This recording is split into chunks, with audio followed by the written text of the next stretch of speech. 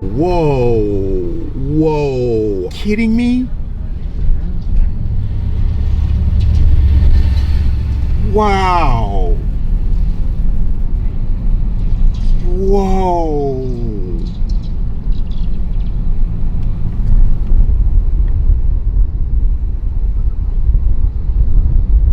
The bird. Here's my house right here. Oh, this is it? Right there.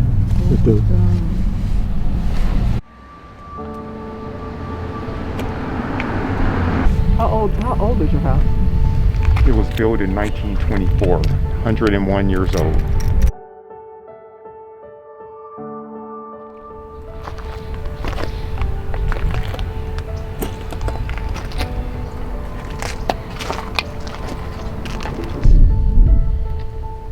This is unbelievable. This is crazy. 20 years. 20 years of life right here.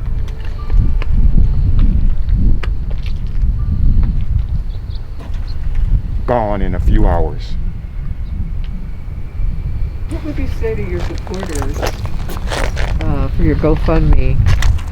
What would you say to them as far as what you are planning to do? And I know it's kind of early, but what's your next move? What are you going to do with the money? Try to rebuild my life. Try to rebuild my home. 20 years of blood, sweat, and tears. 20 years of making a home in a place that I thought I would live for the rest of my life. 20 years of just of love and just trying to make a future for myself.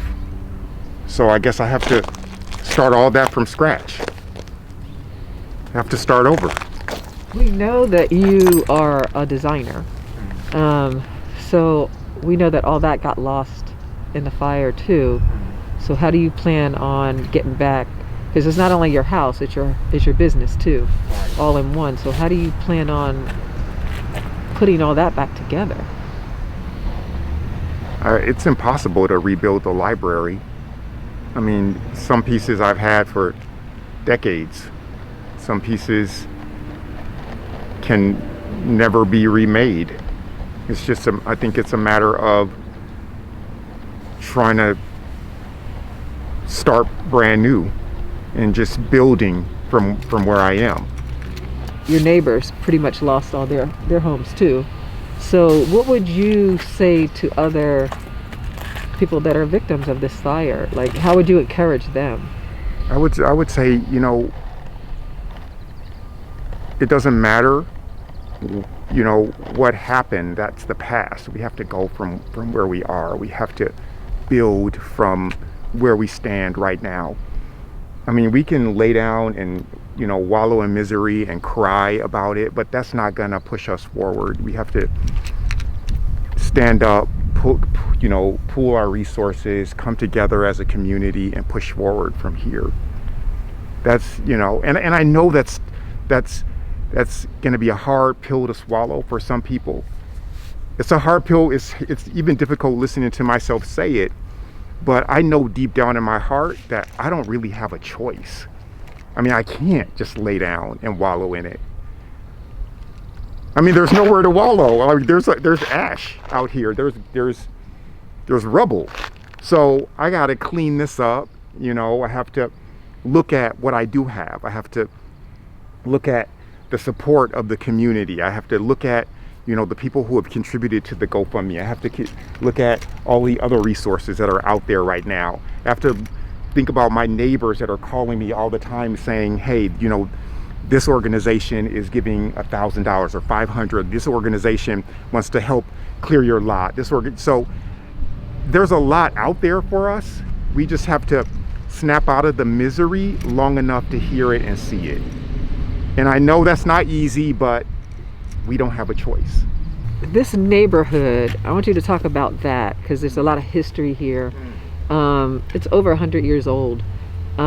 how do 150 years old? So how do you get that back? Hold on to your property. If you had insurance and you could have money to rebuild, even if it's a long, slow process, do it. Rebuild the community. This was love. This was history. I mean, this is one of the first communities that allowed Black people to come and buy openly and freely in this community without having to pretend like the house belonged to a white person or some non-Black person. So this history is here. So that's something to be proud of. We should be happy and glad to stay and rebuild. Talk about the, persevering, the resilience of it, and what that looks like to you. Well, I mean, I think that just overcoming things in our life, that's why we're here. I mean, I realize at this point in my life, all you have to do is keep living and something is going to happen. You're going to deal with setbacks. You're going to deal with tribulation. You're going to deal with difficulties. And I think that is what life serves us, to make sure that we're learning and that we're getting better. It's not about what happens to you. It's about how you deal with what happens. And that's what I would tell anybody who was part of this catastrophe. I would say, look, you've lived enough life. If you owned a house in this neighborhood, that means that you've lived enough life and you know that things happen. You've lost things before. So basically this is the lesson. It's a huge lesson. It's a lesson for the entire community, but it's a lesson to push forward and use what you've learned to get through to the next stage of your life. And that's what I would tell. That's what I would tell everyone who's listening right now. Life is going to serve some stuff, some nasty stuff, some stuff that we do not want to taste, but it's for a reason. And the reason is to make sure that we're learning, that we've learned from the stuff that we've been through and how we're going to deal with it. If it doesn't kill us, it has to make us stronger. It's about overcoming and not cracking under the pressures of life. This is a big pressure. But guess what? You're going to be okay. That's right. And just remember, you will be resilient, and you have the love and support that you're going to need to get there.